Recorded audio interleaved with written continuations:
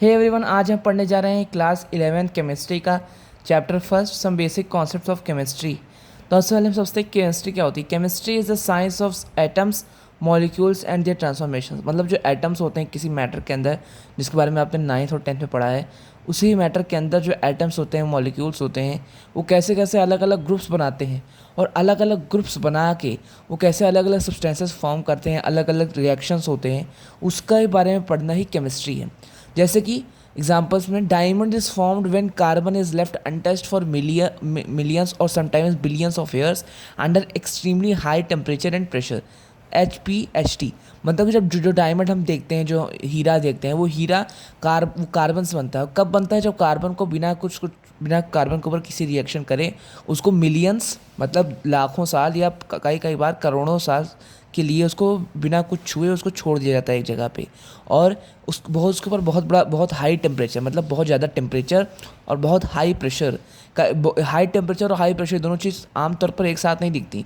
जहाँ temperature high होता है वहाँ प्रेशर जो होता है वो लो होता है, या जहाँ प्रेशर हाई होता है वहाँ टेम्परेचर लो होता है।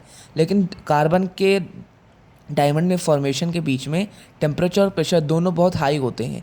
तो ये क्या है, ये हमें केमिकल, ये एक तरह का केमिकल रिएक्शन हो रहा है जिससे ये केमिस्ट्री बन रही है। केमिस्ट्री हमारे अगल बगल की सराउंडिंग्स में है।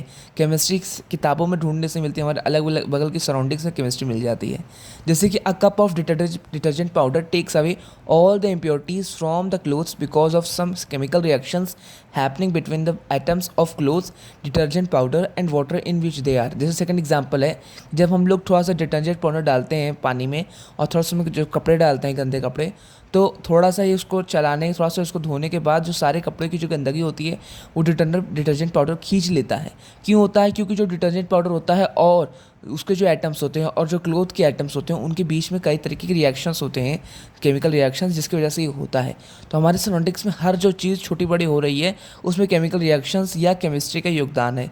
इसलिए केमिस्ट्री को पढ़ना बहुत ज़रूरी है। अब केमिस्ट्री शुरू करते हैं। जैसे मैटर जो होता है वो केमिस्ट्री का फर्स्ट कॉन्सेप्ट होता है। मैटर क्या होता है? मैटर मतलब कोई भी ऐसी चीज़ जो कोई स्पेस ऑक्यूपाई करे, कोई जगह घेरे, या फिर जिसका कोई मास हो, मतलब जिसका कोई थोड़ा सा वजन हो। वजन और मास में अंतर होता है, वेट और मास में अंतर होता है, जिसके बारे में हम आगे चल के पढ़ेंगे। मास क्या होता है? मास किसी सब्सटेंस के अंदर जितने मॉलिक्यूल्स हैं, जितना एटम्स हैं, उन सब को जब जोड़ लिया जाए तो उनका जो टोटल वेट होता है उसको मास कहते हैं। और जो हम लोग जिसको वेट कहते हैं, वो जो वेट होता है वो जो अर्थ के द्वारा ग्रेविटेशनल फोर्स हमारे ऊपर लगाई जाती है उसको वेट कहते हैं। वेट जो है वो एक फोर्स है, इसीलिए वेट की जो यूनिट है वो भी फोर्स वाली यूनिट ही है। और मास जो है, मास की यूनिट दूसरी होती है। ठीक ना? तो अभी समझ लीजिए मैटर क्या है? कोई भी ऐसी चीज़ जो कोई स्पेस ऑक्यूपाई करे, जिसका कोई मास हो, कोई भी चीज़ है, चाहे वो सॉलिड में हो, चाहे वो तकिया हो, कंबल हो, ब्रेड हो, पेंसिल हो, रबड़ हो, चाहे वो जो वो क्या है मैटर है। चाहे वो पानी हो, चाहे कोल्ड ड्रिंक हो, चाहे मिल्क हो, चाहे जो चीज़ हो, या फिर गैस हो, कार्बन डाइऑक्साइड, नाइट्रोजन, क्योंकि वो भी जगह घेर रही है और उसका भी कोई ना कोई मास है। ओके, तो ये हो गया मैटर। मैटर दो टाइप्स में डिवाइडेड होता है, फिजिकल मैटर और केमिकल प्रॉपर्टी से। मैटर को दो टाइप्स में डिवाइड किया जाता है, एक फिजिकल बेसिस पे और केमिकल बेसिस पे। फिजिकल बेसिस पे मैटर जो है वो solid, liquid, gas, in three types में डिवाइड होता है। केमिकल बेसिस पे जो मैटर है वो प्योर सब्सटेंसेस, मिक्सचर्स, इन दोनों में डिवाइड होता है। और यही जो प्योर सब्सटेंसेस है ये आगे चल के एलिमेंट और कंपाउंड में डिवाइड होते हैं, और जो मिक्सचर्स है वो होमोजेनस और हेट्रोजेनस मिक्सचर्स में डिवाइड होते हैं। अब देखिए, फिजिकल में जो सॉलिड, लिक्विड, गैस होते हैं, ये क्या होते हैं? सॉलिड जो होता है उसके बारे में पढ़ेंगे, लिक्विड जो होता है उसके बारे में पढ़ते हैं, गैस के बारे में हम पढ़ते हैं। नेक्स्ट पेज टर्न करते हैं। देखिए फिजिकल क्लासिफिकेशन, फिजिकल बेसिस पे जो मैटर का क्लासिफिकेशन होता है उसके बारे में पढ़ते हैं। It is based on physical state under ordinary conditions of temperature and pressure. So on the basis of the nature or of intermolecular forces of matter can be divided into the following three ways. देखिए, जो physical classification है matter का, वो क्या है? वो physical state के ऊपर डिपेंड करता है, और कुछ ऑर्डिनरी कंडीशन, मतलब जो टेम्परेचर हो वो स्टैंडर्ड रहता है और प्रेशर भी स्टैंडर्ड रहता है। ज़्यादा कुछ टेम्परेचर और प्रेशर में बढ़ोतरी या घटावा नहीं होता है, उतना ही रहता है। और उसके बाद जो इंटरमोलिकुलर फोर्सेस होती हैं मैटर के बीच में, उनके बेसिस पे क्या होता है? फिजिकल क्लासिफिकेशन में मैटर को क्लासीफाई करा जाता है। टेम्परेचर और प्रेशर को इतना महत्व नहीं दिया जाता फिजिकल क्लासिफिकेशन में, जबकि इंटरमोलिकुलर फोर्सेस के नेचर को महत्व दिया जाता है। जैसे जो सॉलिड हमारा है, इसमें जो इंटरमोलिकुलर फोर्सेस होती हैं वो स्ट्रांग होते हैं। सो सॉलिड के जो एटम्स होते हैं वो जो एटम्स होते हैं उनके बीच में जो इंटरमोलिकुलर फोर्सेस हैं वो बहुत ज़्यादा स्ट्रांग होते हैं, जैसे बहुत अटैच होते हैं, दूर दूर नहीं होते, बहुत अटैच होते हैं, एकदम कंपैक्टेड होते हैं, तो वो सॉलिड हो गया। जिस तरीके के मैटर में जो एटम्स वो बहुत कंपैक्ट हों और उनके बीच में ज़्यादा डिफरेंस ना हो और इंटरमोलिकुलर फोर्सेस बहुत ज़्यादा हों, तो उनको कहते हैं सॉलिड मैटर। जैसे मैटर जो होता है सॉलिड जो होता है इसका डेफिनेशन क्या हो गया? A substance is said to be solid if it possesses a definite volume and definite shape. देखिए किसी भी तरीके का आप सॉलिड देख लीजिए, चाहे वो कोई बैग देख लीजिए, बैग, तो बैग क्या है?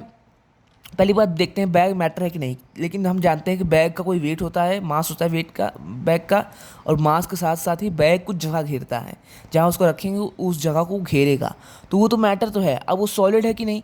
तो जो बैग होता है उसका डिफिनाइट वॉल्यूम होता है, एक उसकी मात्रा होती है कितनी मात्रा में वो रहेगा, और क्या है, एक उसकी शेप होती है, एक उसका शेप होता है जो बदलता नहीं है और ना उसकी मात्रा बदलती है। तो ये क्या हो गया? इसको हम कहते हैं सॉलिड। इसको सॉलिड कहते हैं जिसका एक डिफाइनाइट वॉल्यूम हो और डिफाइनाइट शेप हो, क्योंकि बैग की तो मात्रा बदलती नहीं, ऐसा नहीं बैग बड़ा या छोटा हो जाता है और उसकी शेप भी नहीं बदलती। ओके, तो ये क्या है? सॉलिड है।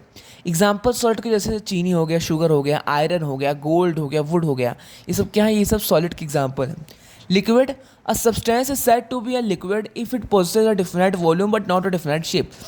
अगर कोई मैटर है तो उसको हम लिक्विड तब कह सकते हैं जब उसके पास एक डिफिनाइट वॉल्यूम तो हो पर एक डिफिनाइट शेप ना हो, मतलब उसकी मात्रा रहे उतनी ही, मात्रा नहीं बदलती लेकिन उसकी शेप बदल जाती है। जैसे अगर हम कोई पानी लें, पानी को अगर हम एक गिलास में डालें तो वो गिलास की शेप ले लेगा, उसको अगर हम लोटे में डालें तो लोटे की शेप ले लेगा। तो पानी क्या है? पानी लिक्विड है, पानी लिक्विड कैटेगरी में आता है। क्यों? क्योंकि उसका डिफिनाइट वॉल्यूम तो है पर डिफिनाइट शेप नहीं है। Okay, a substance is said to be a liquid if it possesses a definite volume but not a definite shape. They take the shape of the vessel in which they are placed. जिस vessel में इनको डाला जाता है उसकी shape ले लेते हैं। इसके एग्जाम्पल्स हैं water, milk, oil, mercury, alcohol, ये सब इसके एग्जाम्पल्स हैं। और इनमें जो इंटरमोलिकुलर फोर्सेस होती हैं वो सॉलिड से कम होती हैं, मतलब इनके जो एटम्स होंगे वो थोड़े दूर दूर होंगे, सॉलिड जितने पास पास नहीं होंगे, थोड़े दूर दूर होंगे, और इंटरमोलिकुलर फोर्स ऑफ अट्रैक्शन जो है होती है वो कम होती है। फिर हमारा आता है लास्ट गैस। गैस क्या है? A substance is said to be a gas if it neither possesses a definite shape nor a definite volume. एक सब्सटेंस को हम लोग गैस कब कह सकते हैं? एक सब्सटेंस को हम गैस तब कह सकते हैं जब ना इसके पास एक डिफिनाइट शेप हो और ना ही कोई डिफिनाइट वॉल्यूम हो। मतलब कि जैसे मान लीजिए नाइट्रोजन है, नाइट्रोजन को आपने कभी देखा है किस शेप का होता है? नाइट्रोजन गैस को आपने किसी शेप में देखा है? ऑक्सीजन को किसी शेप में देखा है? ऑक्सीजन का तो कोई शेप नहीं होता, नाइट्रोजन का ऐसे कोई शेप होता है। नाइट्रोजन हमारे सराउंडिंग्स में 78% नाइट्रोजन हमारे एनवायरमेंट प्रेजेंट है। कभी उसकी शेप हमें पता चली? नहीं पता चली ना। क्या उसकी वॉल्यूम पता चलती है? कितनी मात्रा में वो रहेगा, इतनी मात्रा से आगे नहीं जाएगा, मतलब उसकी मात्रा घटती बढ़ती है, लेकिन कितनी जगह वो घेरेगा वो ऐसा हमें पता चलता है। वो तो पूरी जगह घेर लेता है, जहाँ खुली जगह होगी वहाँ गैस आ जाएगी। पूरे सराउंडिंग्स हमारे गैस ही गैस है। तो ये क्या होगा? गैस जो होती है इसका ना डिफिनाइट वॉल्यूम होता है, डिफिनाइट शेप होता है। तो आप समझ जाइए, सॉलिड का डिफिनाइट शेप होगा, डिफिनाइट वॉल्यूम होगा, लिक्विड का डिफिनाइट वॉल्यूम नहीं होगा पर डिफिनाइट शेप नहीं होगा पर डिफिनाइट वॉल्यूम होगा, और गैस का ना डिफिनाइट वॉल्यूम होगा ना डिफिनाइट शेप। ओके, सॉलिड मतलब definite shape definite volume, liquid मतलब definite volume indefinite shape indefinite shape, और गैस मतलब nor neither a definite volume nor a definite shape. ये तीन चीज़ें हमारी हो गई। गैस के एग्जांपल्स क्या हैं? गैस के एग्जांपल्स है हाइड्रोजन, ऑक्सीजन, कार्बन डाइऑक्साइड, ये सब हमारे गैस के एग्जांपल्स हैं। और गैस में सबसे कम इंटरमोलिकुलर फोर्स ऑफ अट्रैक्शन होती हैं। इनमें जो मॉलिक्यूल्स होते हैं, एटम्स होते हैं, बहुत दूर दूर होते हैं, एकदम दूर दूर होते हैं, जो कहीं भी जा सकते हैं।